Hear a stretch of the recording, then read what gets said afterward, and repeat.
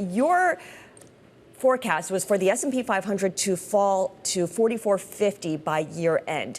Is that your base case scenario? Is that your worst case scenario? Are you changing that up in any way?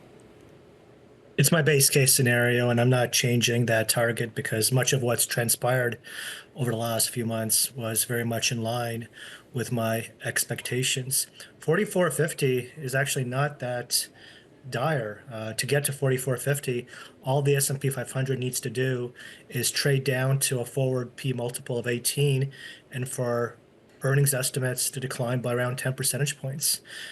18 PE is not that low. The average P ratio between 2015 and 2019, a period which didn't include a recession, a period which encompassed most of Trump's first term, the average P ratio back then was 16.8. I'm talking about 18. Likewise, a 10% drop in earnings estimates, a typical recession is closer to 20%. So if anything, I might be too bullish by having this very out of consensus price target. Do you think that we're going to get there at the end of this earnings season, or at least get en route to that when it comes to those earnings estimates, given that companies don't have a lot of visibility and are going to want to play it safe when they give their forecasts? I think this sell-off has sort of unfolded in three stages. The first part of the sell-off was largely driven by the Mag 7 stocks. In fact, up until so-called Liberation Day, the other 493 companies were up slightly for the day. Now that, of course, is changing now because of the prospect of a trade war, but we still haven't priced in a recession. That'll be the third shoe to drop. Once we price in a recession, the S&P, I think, is going well below 5,000. Okay, so that's quite a statement there, that we still haven't priced in a recession. Is the U.S. more vulnerable to recession now because the economy had been holding up so well up until very recently? You talk about this negative feedback loop that you see kind of unfolding, where people are worried about their jobs, so therefore they spend less. If they spend less, companies make less money, and then they pull back on hiring, and then it just kind of goes in a big circle. I mean, the economy wasn't holding up that well. Like if you look at wage and salary income in real terms, it was only up 1% in February year over year. Now, of course, if you look at the CPI swap market, it's pricing in inflation getting up to 3.5% in 12 months. So that's a more than a 1 percentage point increase in inflation.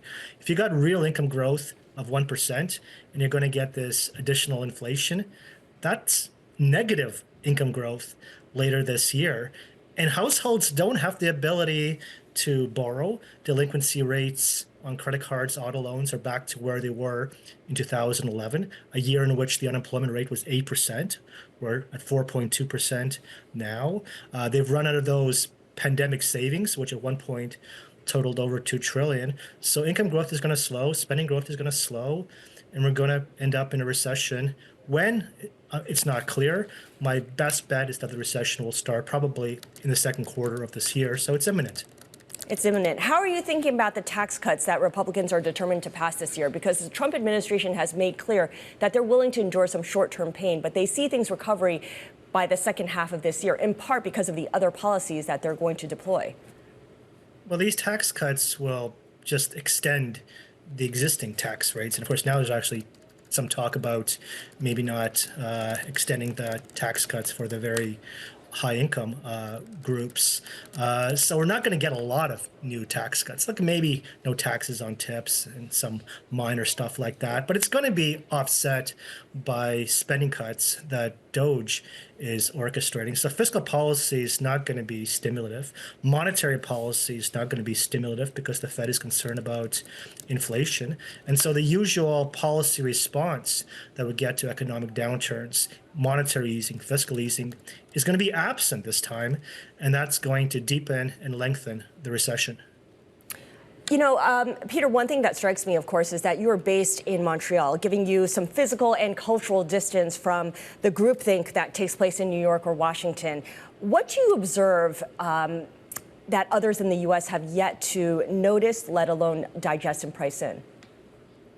You know, it's funny. I think up until maybe a day or two ago, the consensus was still that Trump is just using these tariffs as a negotiating ploy, that he's not really serious about tariffs.